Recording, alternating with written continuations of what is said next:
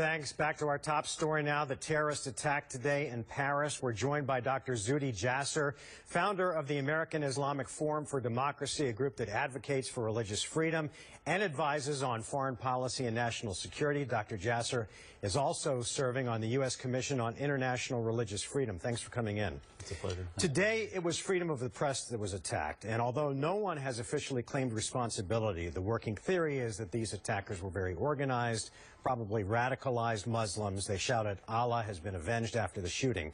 Do you believe that this was some sort of a terror cell or a lone wolf attack? It's definitely a terror cell, and it's definitely part of a global movement to try to impact the way we live, our freedoms, whether it be the Ottawa attack on our parliament, the Fort Hood attack on our military, and now we see the attack on a satirical magazine that really, as the New York Times blog today said, is that it's the speech that challenges and causes reaction violently that really is the litmus test of freedom and what our society stands for, and that's why they attacked and killed them. That magazine has been firebombed a few years ago. Not that it in any way justifies what these terrorists did. It was brutal. But I'm wondering, despite the fact that this is a satirical magazine, in the context of satire, what this magazine did be considered sacrilegious? Absolutely not. I mean, and no faith deserves to have the respect of the world if it cannot tolerate criticism and causes these acts of violence to try to protect itself. That's not the Islam I believe in.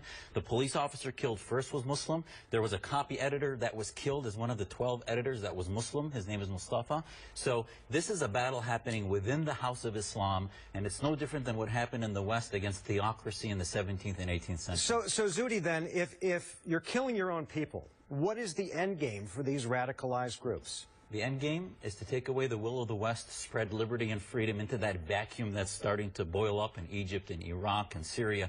We want to fill that with liberty. They want to see theocracy and the Islamic State win, not just ISIS, but all Islamic states in the caliphate. This is about the greatest threat of the 21st century. And along those lines, and we're going to have to wrap it up with this question, we've seen in the post 9/11 world more and more of these small attacks on softer targets.